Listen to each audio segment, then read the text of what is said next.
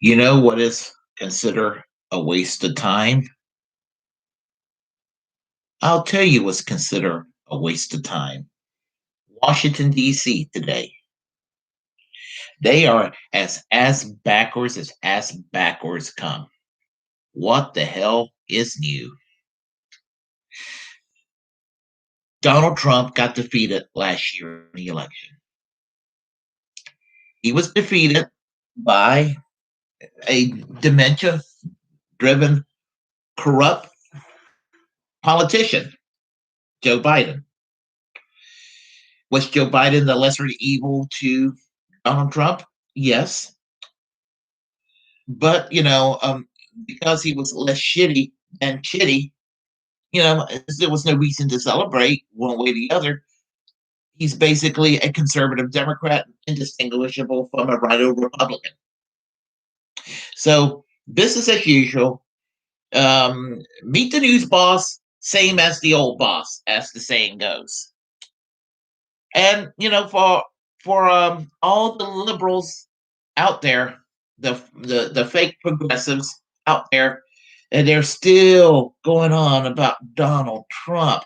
Please get over it. He's no longer the president of the United States. He is not going to go and retake power back in August by in a few days, contrary to what he tells you in these silly rallies. He is the biggest used car salesman in American politics. And I wish that the liberals will see him for who he is. He doesn't even believe half the stupid shit he says.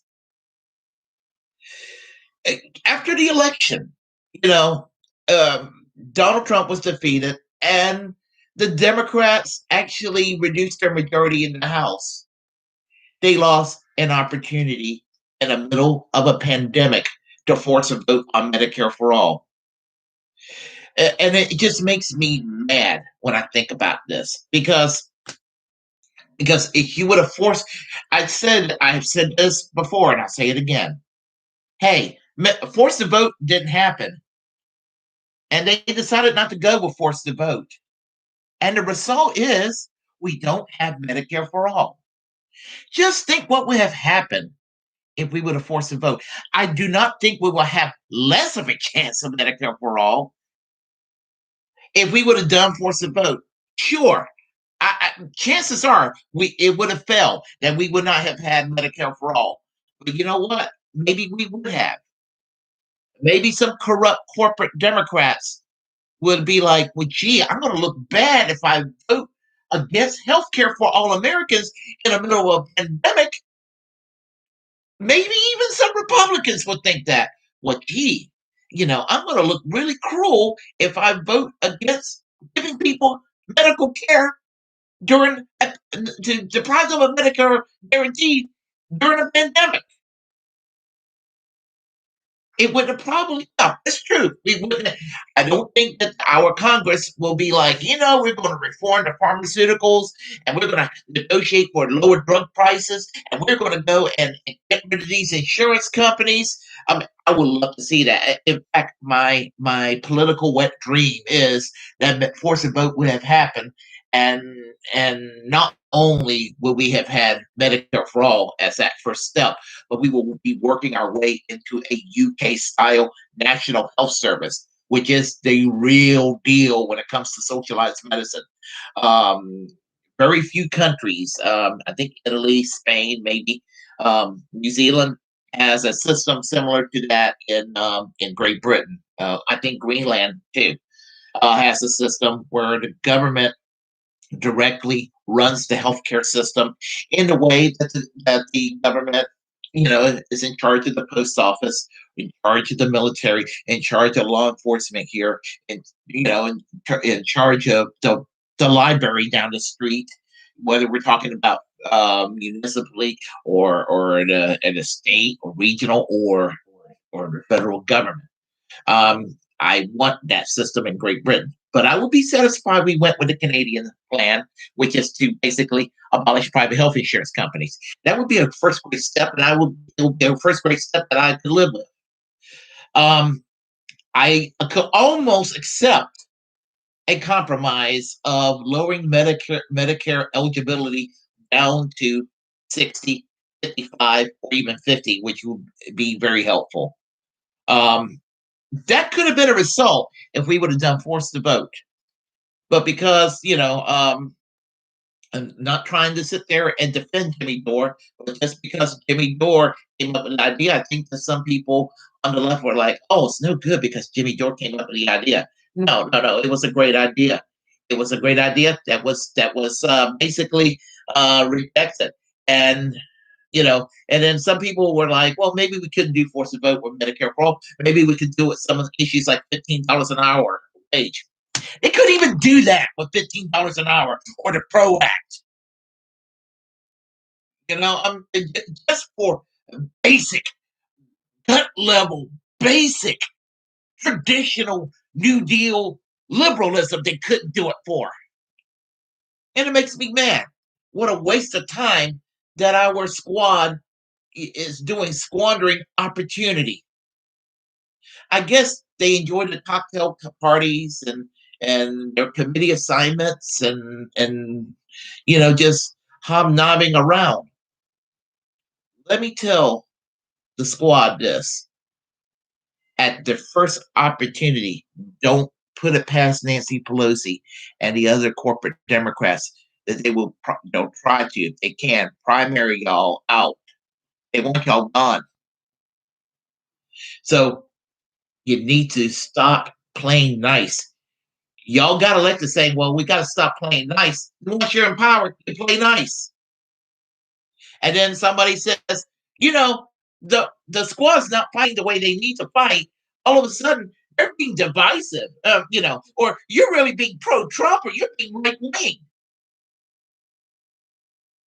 When placating to the corporate Democrats are they're the ones who are actually placating to the right-wing agenda and being the real right-wingers. Yeah, they're sane right compared to the insanity that exists within the Republican Party. They're like slightly to the right of British Tories. That's what the Democrats are here in the USA. They're to the right. I mean, institutionally speaking, not every Democrat, but as a whole, the Democratic Party is it's America's second conservative party, and they are to the right of and overall on economics, they are to the right of the British Conservative Party. They're basically Margaret Thatcher, who is socially liberal on a few safe issues in the culture war. Well, Americanized version of that. That's not good, Democrats. That is not good. January 6th, stop the steal rally. Die-hard Trump supporters really do believe that Donald Trump was cheated in this election. Now, are there dishonest actors in every election? There are infractions in every election. Democrats cheat, Republicans cheat. And that's a fact of life. But did Joe Biden, who's a dementia-driven fool, he win the election overall in a very honest, fair, and square sort of way? While I did not vote for Joe Biden and I voted third party as I normally do in presidential elections, I would have to say that yes, Joe Biden, he earned that presidential election. He legitimately won because Donald Trump was busy separating himself from the Donald Trump of 2016 who claims, I'm going to work for jobs. I'm going to work to bring the manufacturing back home. I'm going to work to make America great again. Instead of that, he got scared with COVID and he swept it under the rug, hoping that it just goes away. And then because the silly Duck Dynasty looking people in his base, that section were his biggest cheerleaders. Henceforth, what I said about the used car salesman analogy earlier, he wanted to placate with the culture wars. And because he wanted to go and placate them with culture wars, he was no longer the Donald Trump of 2016. He became George W. Bush. he became, just another Republican. And so he placated to these culture war themes that's so dear to the right instead of reaching out to the American people, Republican, Democrat, Independent. They really believe that Donald Trump was cheated this election. What the fuck did Donald Trump ever do for any of y'all on that Trump base? He said he was going to go and do something about Obamacare. Guess what? We still got people without health insurance, and we still got medical inflation. What the hell did he do to healthcare? Not a damn thing.